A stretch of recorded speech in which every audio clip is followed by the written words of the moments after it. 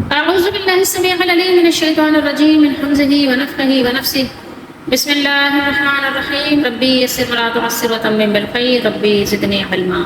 ليس على الضعفاء ولا على المرضى ولا على الذين لا يجدون ما ينفقون حرج إذا نصحوا لله ورسوله ما على المحسنين من سبيل والله غفور رحيم. ولا على الذين إذا ما أعطوك لتحملهم قلت لا أجد ما أحملكم عليه تولوا وأعينهم تفيض من الدمع حزنا ألا يجدوا ما ينفقون. إنما السبيل على الذين يستأذنونك وهم أغنياء رضوا بأن يكونوا مع الخوالف وطبع الله على قلوبهم فهم لا يعلمون. 3 آیات مبارکہ ہیں 91 سے 93، 91 سے 93 سورہ توبہ ہے، 10واں سپارہ ہے، اور 10واں سپارہ یہاں پر کمپلیٹ ہو گیا۔ 93 آیت پر یہاں پر 10واں سپارہ مکمل ہوا۔ ضعیفوں یعنی ضعیف جن کو آپ بوڑھا بھی کہتے ہیں نا، ضعیفوں اور بیماروں پر اور جو لوگ کوئی چیز نہیں پاتے کہ وہ خرچ کریں، یعنی وہ مال بھی نہیں رکھتے اور سواری بھی نہیں رکھتے کہ جس کے ذریعے سے وہ اللہ کی راہ میں نکل سکیں۔ لازمی بات ہے کہ آپ کو اگر یہاں سے لاہور جانا ہو تو آپ پیدل نہیں جا سکتے، کہ وہ یعنی خرچ کریں۔ ان پر پیچھے رہنے میں کوئی گناہ نہیں ہے۔ لیسا نے بتایا کہ نہیں ہے، یہ لیسا پہلے آیا ہے، نہیں ہے، کوئی گناہ نہیں ہے، جبکہ وہ اللہ اور اس کے رسول کے لیے خیر خواہی کرتے ہیں، یعنی ان کی نیتوں میں کوئی فتور نہیں ہے، کوئی فتنہ نہیں ہے، بلکہ ہیں تو وہ نیک نیت مخلص خالص لوگ ہیں، لیکن وہ اللہ کے رسول صلی اللہ علیہ وسلم کے ساتھ جا کیوں نہیں رہے ہیں، گھر کیوں بیٹھے ہوئے ہیں؟ اس لیے کہ ان کے پاس صحیح عذر موجود ہے۔ سمجھ رہے ہیں بات کو؟ یہ بات ہے۔ نیکی کرنے والوں پر کوئی راہ نہیں، یعنی ان پر کوئی گرفت نہیں ہے، اس لیے بریکٹ میں ہے، اور اللہ بہت معاف کرنے والے، نہایت رحم کرنے والے ہیں۔ محسنین یہاں پر آیا، یہ نیکی کی بات ہو رہی ہے، نیکوکار جمع کا صیغہ ہے۔ اور اے نبی، نہ ان لوگوں پر کوئی گناہ ہے جو آپ کے پاس آئے کہ آپ انہیں سواری دیں، جس پر وہ سوار ہو سکیں، ان کے پاس سواری نہیں ہے تو رسول اللہ صلی اللہ علیہ وسلم سے سوال کرتے ہیں کہ آپ انہیں سواری دے دیں تو ہم آپ کے ساتھ چلیں، تو سواری کے لیے آتے ہیں، اور آپ نے ان کو جواباً کیا کہا؟ آپ نے کہا کہ میرے پاس کوئی سواری نہیں، سواری ہے نہیں میرے پاس، تو میں تم کو کیسے دوں؟ تو وہ اس حال میں لوٹ گئے کہ ان کی آنکھیں آنسوؤں سے بہہ رہی تھیں۔ تو یہ آنسو جو بہہ رہے تھے دکھاوے کے لیے نہیں بہہ رہے تھے، بلکہ یہ آنسو کیوں بہہ رہے تھے؟ یہ آنسو ان کی اندر کی تکلیف جو تھی، جو بہت زیادہ ان کو افسردگی تھی، شرمندگی تھی کہ رسول اللہ صلی اللہ علیہ وسلم کے پاس نہیں، اس کے ساتھ نہیں جا پا رہے ہیں، تو اس لیے یعنی انتہائی تکلیف کی وجہ سے ان کے آنسو بہہ رہے تھے، ان کی آنکھیں جو ہے آنسوؤں سے تر تھیں، اور وہ یعنی زار و قطار گری و زاری کر رہے تھے۔ ان کے پاس کچھ نہیں جس سے وہ اللہ کی راہ میں خرچ کریں، یعنی نہ تو مال ہے اور نہ ہی ان کے پاس سواری ہے، اور کچھ لوگ ایسے ہیں کہ ان کی صحت بھی اس قابل نہیں ہے۔ اے نبی، گرفت کی راہ یعنی گرفت کس پر ہے؟ ان لوگوں پر ہے جو آپ سے رخصت مانگتے ہیں حالانکہ وہ مالدار ہیں، وہ اغنیاء ہیں، ٹھیک ہے، اشرافیاں ہیں، پھر بھی وہ اجازت مانگتے ہیں کہ ان کو آپ کے ساتھ جانا نہ پڑے۔ وہ اس بات پر راضی ہو گئے کہ پیچھے رہنے والی عورتوں کے ساتھ رہیں۔ پیچھے جو گھروں میں بیٹھی رہتی ہیں، کون لوگ ہوتی ہیں پیچھے؟ وہ عورتیں ہوتی ہیں، ان کے ساتھ وہ گھروں میں بیٹھے رہیں۔ تو ان کے اس گناہ کے سبب ان لوگوں کو اللہ تعالیٰ نے بطور سزا فرمایا کہ اور اللہ نے ان کے دلوں پر مہر لگا دی، سو وہ نہیں جانتے، چنانچہ وہ نہیں جانتے۔ یہ بات یہاں پر اللہ تعالیٰ نے جو جس طرح کے لوگوں کی کیٹیگری تھی سب کی یہاں پر بیان فرمائی۔ یہاں پر سب سے پہلے اللہ تعالیٰ نے ان لوگوں کا ذکر فرمایا جو واقعی معذور تھے، ان کا عذر واضح تھا۔ ان میں سب سے پہلے جن لوگوں کا ذکر ہے وہ ہیں الضعفاء، ٹھیک ہے۔ الضعفاء جو ہیں یعنی کمزور لوگ ہیں، ضعیف لوگ ہیں۔ تو یہاں ان سے مراد کون لوگ ہیں؟ جن کے پاؤں میں خرابی تھی، ہوتے ہیں کچھ لوگ جن کے پاؤں میں لنگ ہوتا ہے، یا جن کے ہاتھ اس قابل نہیں ہوتے کہ وہ کوئی اوزار اٹھا سکیں، تلوار اٹھا سکیں، یعنی آپ ایک طرح سے کہہ سکتے ہیں لولے لنگڑے، ٹھیک ہے، یا نابینا، آنکھیں نہیں ہیں، جیسے کہ تھے عبداللہ ابن مکتوم رضی اللہ تعالیٰ عنہ، تو وہ نابینا تھے۔ اسی طریقے سے بہت زیادہ جو بوڑھے ہو جاتے ہیں، ضعیف، اور عورتیں اور بچے، اور مریض، اور مریض بھی ہوتے ہیں نا، یہاں ذکر بھی ہے نا ولا علی المرضى، مریض، یہ مریض کی جمع ہے المرضى، جو بیماری کی وجہ سے نہیں جا سکتے، جن کو کوئی مرض لاحق ہے، وہ مرض کسی بھی قسم کا ہو سکتا ہے۔ اور فرمایا لیس علی الاعمى حرج ولا علی الاعرج حرج ولا علی المریض حرج، سورہ فتح میں ہم پڑھیں گے انشاءاللہ۔ تو نہیں ہے نابینا پر کوئی تنگی، اور نہ لنگڑے پر کوئی تنگی، اور نہ مریض پر کوئی تنگی۔ اور تیسرے وہ افراد ہیں، ان کی قسموں کا ذکر ہے جو صحت مند، طاقتور، تندرست لوگ تھے، جو مالی استطاعت نہیں رکھتے کہ جہاد کے سفر اور اس کے ساز و سامان مثلا سواری اور ہتھیار وغیرہ کی تیاری کر سکیں۔ ظاہر ہے تلواریں بھی تو چاہیے، اگر آپ جا رہے ہیں تو ایسا تو نہیں ہے نا کہ بغیر ڈنڈے کے آپ ایسے ہاتھ سے آپ لڑنے جا رہے ہیں۔ اگر آپ جا رہے ہیں سرحدوں پہ لڑنے کے لیے تو آپ کو تو چاہیے اسلحہ، تو اب اسلحہ ہے نہیں تو بغیر اسلحے کے کیا کریں گے؟ وہ ہے نا کہ اس سادگی پہ کون نہ مر جائے اے خدا، لڑنے چلے ہیں ہاتھ میں تلوار بھی نہیں، تو اس طرح تو نہیں ہو سکتا۔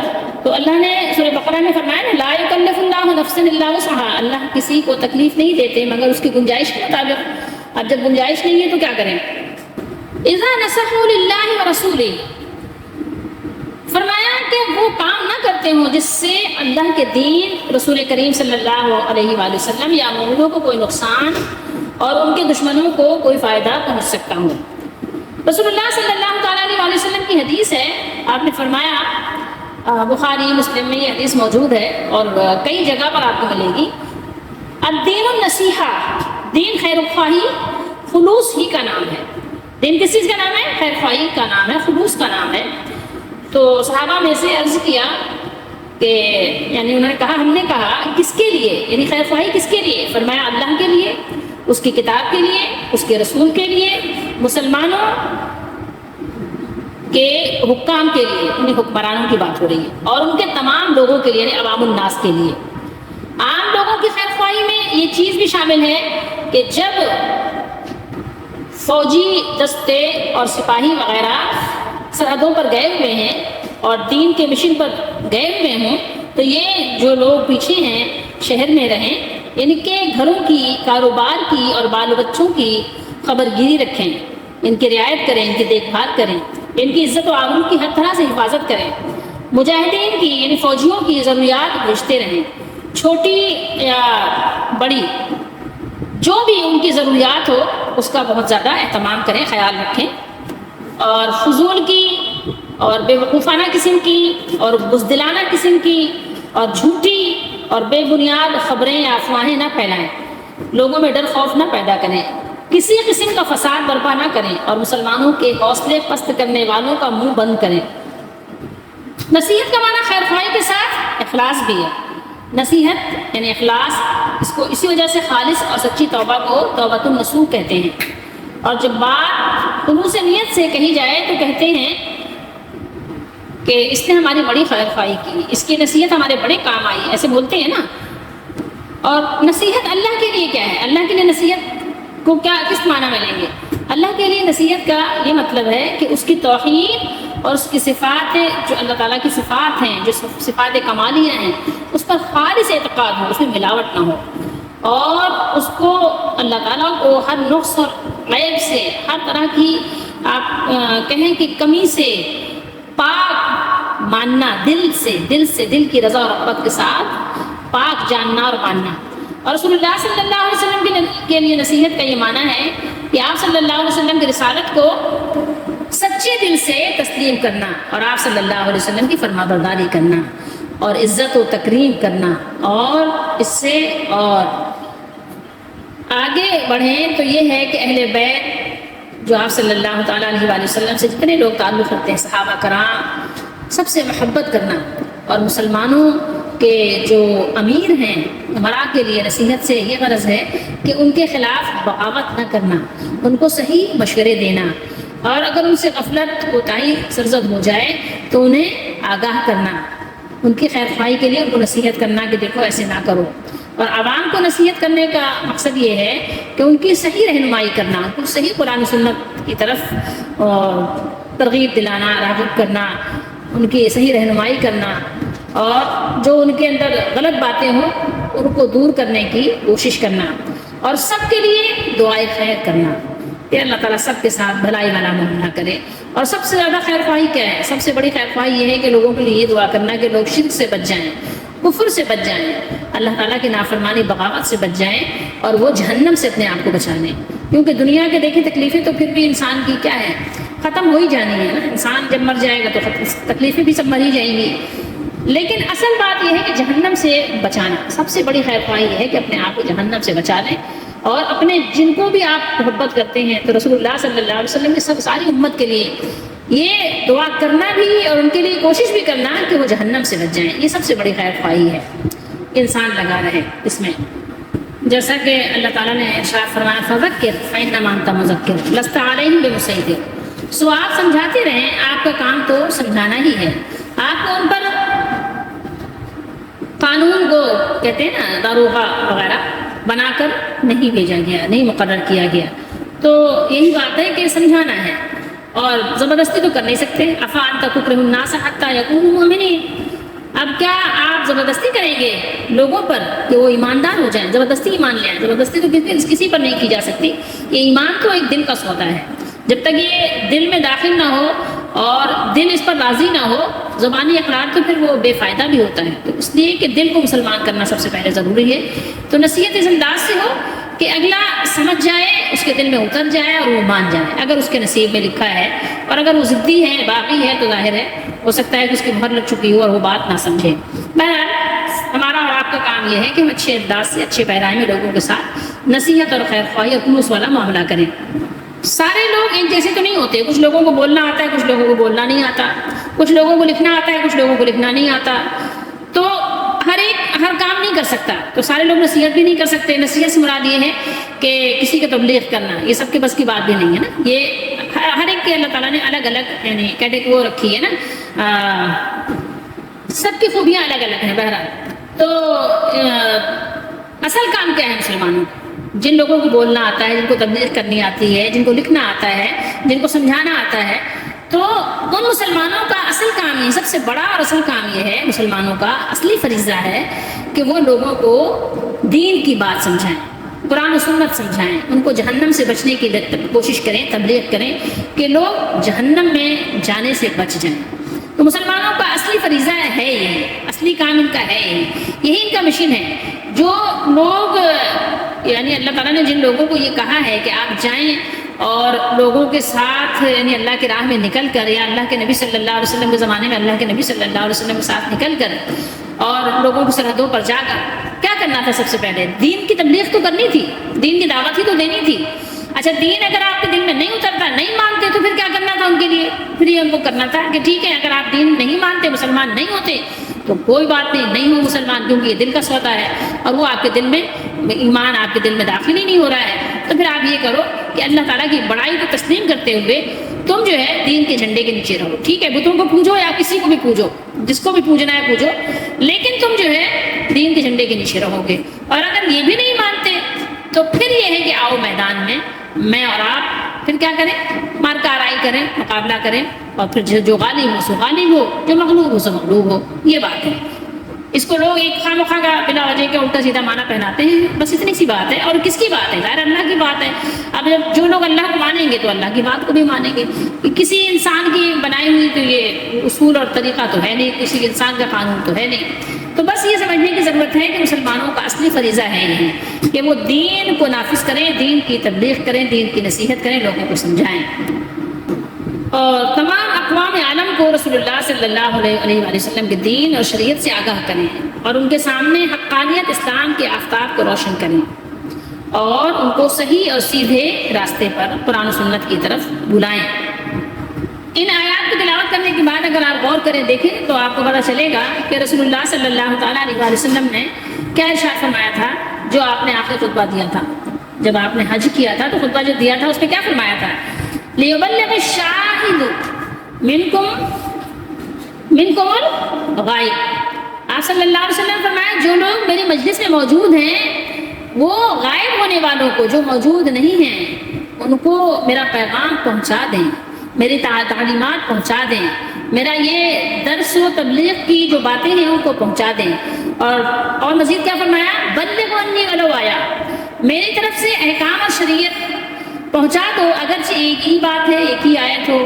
اور مزید کیا فرمایا حضرت علی رضی اللہ تعالیٰ عنہ سے کہ تمہارے ذریعے سے اللہ تعالیٰ ایک مرد کو، ایک شخص کو اگر ہدایت کر دے تو وہ تمہارے لیے تمام دنیا اور اس کے خزانوں وغیرہ سے بہتر ہے۔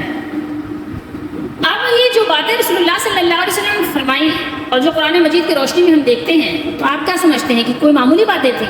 معمولی تو نہیں تھیں۔ اگر معمولی ہوتی تو صحابہ کرام چین سے بیٹھ جاتے۔ آج جو ہم چین سے بیٹھے ہیں وہ اسی وجہ سے بیٹھے ہیں کہ ہمیں ان باتوں کا پتہ ہی نہیں ہے نا، لیکن ان کو پتہ تھا کہ یہ وہ فرائض تھے جنہوں نے مسلمانوں کو، صحابہ کرام کو بے چین کر دیا تھا، اور جس کی وجہ سے ان کو نیند اور آرام سب ان کے لیے ایک بے معنی ہو کر رہ گیا تھا۔ ان کو اپنے پیارے اور ان کو اپنے وطن میں، اپنے گھروں میں ٹھہرنا اور اپنی زندگی سے لطف اندوز ہونا اور ان کو اپنے آرام کے لیے، اپنی جان کے لیے محنت مشقت کرنا، سب سے یہ فرائض جو تھے انہوں نے سب سے جدا کر دیا تھا۔ یہی نہیں بلکہ آپ یہ بھی کہیں کہ اہل و عیال، زن و فرزند، عزیز و اقارب، تن من دھن سب سے جدا کر دیا، اور اسی حقیقی اصلاح کے واجب ہونے سے ان کو مجبور کر دیا کہ وہ اطراف عالم میں سچی روشنی کی مشعلیں لے کر پھیل جائیں، اور یہی انہوں نے کیا، کیونکہ ان کو اس ذمہ داری کا بہت زیادہ احساس تھا جس سے آج ہم غافل ہیں، بلکہ ہمیں پتہ بھی نہیں، معلوم بھی نہیں۔ یہاں یہ جو نکلنے کی بات ہو رہی ہے وہ کس لیے ہو رہی ہے؟ یہ وہی تو خیر خواہی تھی جس کے لیے نکلنا تھا۔ ما علی المحسنین من سبیل، یعنی یہ لوگ معذور ہیں، اگر یہ رسول اللہ صلی اللہ علیہ وسلم کے ساتھ نہیں نکلتے تو ان پر کچھ گناہ نہیں ہے۔ انس بن مالک رضی اللہ تعالیٰ عنہ سے روایت ہے کہ رسول اللہ صلی اللہ علیہ وسلم تبوک سے واپس آئے، مدینے کے قریب پہنچے تو فرمایا بے شک مدینے میں کئی لوگ ہیں، تم کسی راستے پر نہیں چلے اور نہ تم نے کوئی وادی طے کی مگر وہ تمہارے ساتھ رہے ہیں۔ لوگوں نے پوچھا یا رسول اللہ صلی اللہ علیہ وسلم، اور وہ مدینے ہی میں تھے، یعنی مدینے میں رہنے کے باوجود ہمارے ساتھ؟ آپ صلی اللہ علیہ وسلم نے فرمایا ہاں وہ مدینے ہی میں تھے، انہیں حضور نے روک رکھا تھا، تو وہ فزیکلی نہیں تھے کہ آپ کے ساتھ حاضر تھے جیسے ہمارے یہاں سمجھتے ہیں نا کہ بزرگ ہر جگہ ساتھ ساتھ ہیں، اس سے یہ معنی اور نہیں نکالیے گا، نہ یہ ثابت کریے گا۔ اس سے مراد یہ ہے کہ دلی طور پر مخلص ایسے تھے کہ وہ تھے تو نہیں ہمارے ساتھ، لیکن ان کا دل ہمارے ساتھ ہی تھا، تو ثواب میں، اجر میں وہ برابر ہے، کیونکہ وہ کسی حضور کی وجہ سے نہیں جا سکے، ورنہ ان کو اپنی جان پیاری نہیں تھی کہ اپنی جان لے کر بیٹھے تھے، ڈرپوک لوگ تھے، بزدل تھے، نہیں ایسا نہیں تھا، بلکہ وہ نہ آنے کے باوجود بھی اپنے اتنے زیادہ خلوص سے وہ تیار تھے کہ وہ نہ ہونے کے باوجود ساتھ، بلکہ ساتھ تھے، اور ان کو یعنی اس کا ثواب بھی ملے گا۔ یہ بخاری شریف کی حدیث شریف ہے، آپ اگر چاہیں تو کتاب المغازی میں 4423 پر دیکھ سکتے ہیں، یہ حدیث موجود ہے۔ وَلَا عَلَى الَّذِينَ إِذَا مَا آتَوْكَ، یہ مخلص مسلمانوں کے ایک اور گروہ کا ذکر ہے جن کے پاس اپنی سواریاں نہیں تھیں اور وہ رسول اللہ صلی اللہ علیہ وسلم کے پاس سواریاں لینے کے لیے آئے، تو آپ صلی اللہ علیہ وسلم نے فرمایا میرے پاس تمہیں سواری دینے کے لیے کچھ نہیں ہے۔ اس پر انہیں اتنا صدمہ ہوا کہ وہ رونے لگے۔ اب آپ یہ دیکھیے، تصور کیجئے، ان کے رونے کا ذکر اللہ تعالیٰ نے فرمایا ہے۔ یہ کوئی ایسا نہیں تھا کہ کوئی نعوذ باللہ ریاکاری سے دکھاوے کے لیے رو رہے تھے یا شکلیں بنا رہے تھے، رونے جیسے شکلیں بنا لی تھی، کہ بہت غم ہو رہا ہے، دکھ ملال کچھ بھی نہیں ہے، اندر خوش ہو رہے ہیں، چلو ایک بہانہ مل گیا، اور وہ بہانہ بھی صحیح ہے، لیکن ایسا بھی نہیں تھا، دل کی گہرائیوں سے ان کے آنسو دل سے بہ رہے تھے۔ سوچیے تھوڑی دیر کے لیے، اس پر ان کو اتنا صدمہ تھا کہ دیکھیں اللہ تعالیٰ نے بیان کیا ہے، ان کے صدمے کو اللہ نے بیان کیا کہ اس صدمے سے رونے لگے، آنکھیں بہنے لگی، اور ایسے روئے گویا آنکھیں پانی کے چشمے بن گئی ہیں، چشمہ جاری ہو گیا جن سے آنسوؤں کی نالیاں رواں ہوں، کہ ہمارے پاس خرچ کرنے کے لیے کچھ نہیں، کہ ہم جو ہے اللہ کی راہ میں یعنی شریک ہونے کے لیے، رسول اللہ صلی اللہ علیہ وسلم کے ساتھ حاضر ہونے کے لیے کچھ ہم کر سکیں، کچھ بھی نہیں ہے، ہم اتنے محتاج ہیں۔ اللہ تعالیٰ نے انہیں بھی گناہ سے بری قرار دیا، ان کو مخلص لوگوں میں شامل کیا، ان کو اجر کے لیے اللہ تعالیٰ نے مستحق قرار دیا، کہ ان لوگوں پر اعتراض کا کوئی راستہ اور کوئی گنجائش نہیں ہے، کیونکہ یہ محسنین ہیں۔ اللہ تعالیٰ علیم و خبیر ہیں، سمیع و بصیر ہیں، اللہ تعالیٰ لطیف ہیں، اللہ تعالیٰ کو سب معلوم ہے کون بندہ کیسا ہے۔ یہ کب کا ذکر ہو رہا ہے؟ کن لوگوں کا ذکر ہو رہا ہے اور کب کا ہے؟ واقعہ کب کا ہے؟ موقع کون سا تھا؟ یہ جب کا موقع ہے کہ جب غزوہ تبوک کی تیاری شروع ہو گئی، تیاری عروج پر ہے، لوگ سب ذوق شوق کے ساتھ صحابہ کرام، مخلصین، محسنین، مومنین تیاریوں میں لگے ہوئے ہیں۔ تو پھر وہ بیچارے جو غریب و نادار مسلمان صحابہ تھے، جن کے دلوں میں راہ حق میں جان دینے کے ہزاروں ارمان مچل رہے تھے، بارگاہ رسالت میں حاضر ہوئے اور عرض کی، یا رسول اللہ صلی اللہ علیہ وسلم، ہم دل و جان سے آپ کے ساتھ چلنے کے لیے تیار ہیں، لیکن ہم نادار ہیں، اتنی طاقت نہیں کہ سواری کا انتظام کر سکیں۔ از راہ کرم لطف و کرم فرمائیے، سواری کا انتظام فرما دیجیے تاکہ ہم بھی آپ کے ساتھ یہ سعادت حاصل کر سکیں۔ رسول اللہ صلی اللہ علیہ وسلم نے جب ان کو بتایا کہ بیت المال میں اتنی گنجائش نہیں کہ تمہاری سواری کا کچھ انتظام کیا جا سکے، کوئی بندوبست کیا جا سکے، تو ان کو بیچاروں کو بہت صدمہ ہوا۔ اتنا صدمہ پہنچا کہ ان کی آنکھوں سے آنسو بہنے لگے، آنسو ٹپکنے لگ گئے، اور انہیں اپنے ناداری کا جتنا غم آج ہوا ہے ان کو شاید ہی کبھی اتنا ہوا ہو، کسی اور بات پر اتنا غم ان کو کبھی نہیں ہوا۔ وہ اس پر خوش نہیں ہوئے کہ خوش ہوئے کہ چلو جناب، دل میں خوش ہوتے ہیں کہ آج تو ہماری یہ غربت کام آ گئی، آج ہمارا افلاس کام آ گیا، آج ہماری یہ مفلسی کام آ گئی کہ آج چلو یار گرمی میں نکلنے سے ہم بچ گئے، ہماری جان بچ گئی، چلو آرام سے گھر میں بیٹھو، روکھی سوکھی کھاؤ، کوئی بات نہیں، جان تو بچ گئی نا، اپنے آگ مشقت میں تو نہیں ڈالنا کہ اس گرم موسم میں دور دراز کی مسافت سے جان چھوٹی ہماری۔ نہیں، ایسا نہیں تھا، کیونکہ ایسا اگر ہوتا تو اللہ تعالیٰ بیان کر دیتے، بلکہ وہ تو مغموم تھے، وہ تو دلگیر و اشکبار ہیں۔ تو اس حقیقت کو کون سمجھ سکتا ہے؟ وہی محسنین، مخلصین، مومنین ہی سمجھ سکتے ہیں، وہی خوش نصیب اس کو سمجھ سکتے ہیں، ادروائز تو ظاہر کسی کو سمجھ میں یہ بات آنے والی نہیں ہے۔ اب آپ نے قرآن مجید کی آیت تلاوت کر لی کہ رسول اللہ صلی اللہ علیہ وسلم نے منع کر دیا نا، حدیث تو آپ دیکھیے گا کہ حدیث میں تو مذکور ہے، لیکن قرآن بیان کر رہا ہے نا، قرآن کو تو سب کا ایمان ہے، قرآن میں تو کسی کو شک نہیں ہے نا، کیونکہ اگر قرآن مجید کی جو آیات لکھی ہوئی ہیں صاف معنی رکھتی ہیں، مشابہ نہیں ہے کوئی، تو اب آپ یہ دیکھیے کہ جب قرآن مجید کی صاف آیات موجود ہوں، کھلی اور واضح آیات موجود ہوں، اور اس سے کوئی حدیث اگر آپ کو ٹکرائے تو آپ حدیث میں تو تعویل کر سکتے ہیں۔ کبھی ایسا ہو جاتا ہے، اس میں آپ تعویل حدیث میں کریں گے، قرآن میں تو نہیں کر سکتے تعویل میں، کیا کریں گے قرآن میں تعویل، جیسا کہ لوگ کرتے ہیں بہت سے، اللہ معاف کرے، اللہ بچائے ہم سب کو۔ تو اب آپ یہاں پر دیکھیے صاف معنی کیا ہے کہ اللہ کے نبی صلی اللہ تعالیٰ علیہ وسلم ان کو منع فرما دیتے ہیں کہ ہمارے پاس مال غنیمت میں ہمارے پاس جو ہے بیت المال میں اتنا مال نہیں ہے کہ جو تمہاری سواریوں کے لیے، تمہارے اسلحوں کے لیے انتظام کیا جائے۔ صاف باتیں موجود ہیں کہ میرے پاس سواری نہیں ہے۔ کیا فرمایا رسول اللہ نے؟ قلتا لا اجد ما احملکم علیہ، کیا فرما رہے ہیں؟ ٹھیک ہے، تو اب آپ کسی کا بھی ترجمہ اٹھا کے دیکھ لیں، سب نے یہی ترجمہ کیا ہے، تھوڑے بہت ظاہر الفاظ کو بدل دیں اور اس کے علاوہ تو کچھ بھی نہیں ہے، ترجمہ سب کو وہی ہے۔ تو اب رسول اللہ صلی اللہ علیہ وسلم نے جب یہ بات فرما دی تو اس آیت پر ان لوگوں کو خلوص کے ساتھ غور کرنا چاہیے جو کہتے ہیں کہ رسول اللہ صلی اللہ علیہ وسلم دنیا اور آخرت کے خزانوں کے مالک اور مختار کل ہیں۔ ٹھیک ہے، رسول اللہ صلی اللہ علیہ وسلم سے جو مانگو ملتا ہے، وہ میرے کریم سے اگر قطرہ کسی نے مانگا دریا بہا دیے ہیں، در بے بہا دیے ہیں۔ بتائیے آپ، در موتیاں، وہ ہیرے جواہرات بے بہا اس کی وہ انتہائی نہیں دیے ہیں۔ تو ان کو سوچنا چاہیے کہ ایسا غلو کیوں کرتے ہیں، یا نبی مختار کون ہے جس کو جو چاہیں عطا کر دیں۔ ان کو سوچنا چاہیے کہ وہ کیوں یہ بات کہتے ہیں، کیوں ایسی بات کرتے ہیں، جس کو رسول اللہ صلی اللہ علیہ وسلم فرمایا کہ دیکھو میرے معاملے میں غلو نہ کرنا، جیسے عیسیٰ بن مریم کے لیے لوگوں نے غلو کیا، تم اس طرح غلو نہ کرنا۔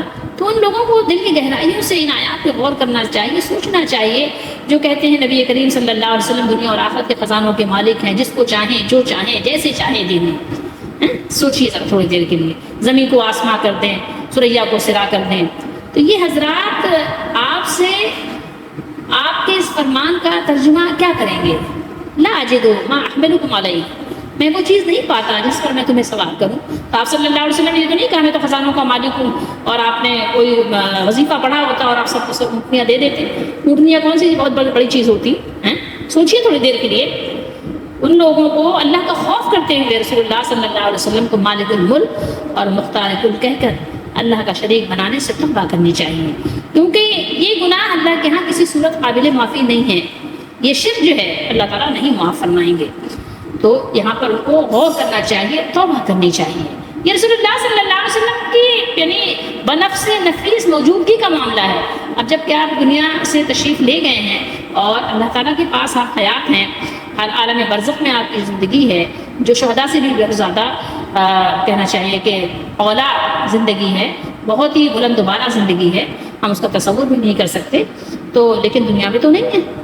تو جو لوگ کہتے ہیں کہ سرکار بلائیں گے تو ہم مدینے جائیں گے، ٹھیک ہے، اور جاتا ہے وہی جس کو سرکار بلاتے ہیں، تو ان لوگوں کو سوچنا چاہیے کہ ایسے شرک نہ کرو، اللہ کو ناراض نہ کرو، رسول اللہ بھی اس سے خوش نہیں ہوں گے۔ خیر بہرحال آگے چلیے۔ انما السبیل علی الذین یستأذنونک، اللہ تعالیٰ اکثر مقامات پر ہر چیز کے دونوں پہلو بیان کرتے ہیں۔ فرمایا ان پر تو کچھ اعتراض نہیں جن کا ذکر اوپر گزرا، صرف ان لوگوں پر گناہ کا سارا بوجھ ہے جن کے پاس سواری بھی ہے، زاد راہ بھی ہے اور تندرستی بھی، اور پھر اغنیاء ہو کر بھی آپ سے اجازت مانگتے ہیں، اور اپنی بزدلی، نفاق اور کفر کی وجہ سے پیچھے رہنے والی عورتوں کے ساتھ رہ جانے میں انہیں کوئی غم بھی نہیں، بلکہ اس پر انہیں فخر اور خوشی ہے کہ ہم گرمی میں سفر اور ہلاکت سے بچ گئے۔ وَطَبَعَ اللَّهُ عَلَىٰ قُلُوبِهِمْ، ان کے نفاق کے نتیجے میں اللہ تعالیٰ نے ان کے دلوں پر مہر لگا کر انہیں ایسا بند کر دیا ہے کہ وہ جانتے ہی نہیں کہ اللہ اور اس کے رسول پر ایمان لانے میں اور اللہ کے رسول صلی اللہ علیہ وآلہ وسلم کے دین کے مشن کو آگے بڑھانے میں کیا لذت ہے اور ان کی کیا فضیلت اور کیا ثواب ہے۔ ایسا کیوں ہوا؟ ان کو کیوں نہیں اس کی لذتوں کا پتہ چلا؟ اس لیے کہ انہوں نے اپنے مالک کو ناراض کر دیا، تو مالک نے ان کو ان کے حال پر چھوڑ دیا۔ یہ بخاری شریف کی حدیث کو دیکھ لیجیے جو میں نے آپ کو سنائی ہے، حدیث نمبر ہے 2839 2839، اور انس بن مالک رضی اللہ تعالیٰ عنہ بیان کرتے ہیں کہ نبی کریم صلی اللہ علیہ وسلم ایک غزوہ وہ کون سا تھا؟ تبوک پر تھے، تو آپ نے فرمایا کچھ لوگ مدینے میں ہمارے پیچھے رہ گئے ہیں، لیکن ہم کسی بھی گھاٹی یا وادی میں چلے وہ ثواب میں ہمارے ساتھ ہیں، کہ وہ صرف عذر کی وجہ سے ہمارے ساتھ نہیں آ سکے۔ سمجھ رہے ہیں بات کو؟ یہ تو اس میں بہت سے لوگ بہت ساری کہانیاں بھی بنا سکتے ہیں اور بنائی بھی ہیں کہ وہ پیر صاحب ہمارے ساتھ ہی ساتھ رہتے ہیں، تو وہ اس پہ نہیں جائیے گا۔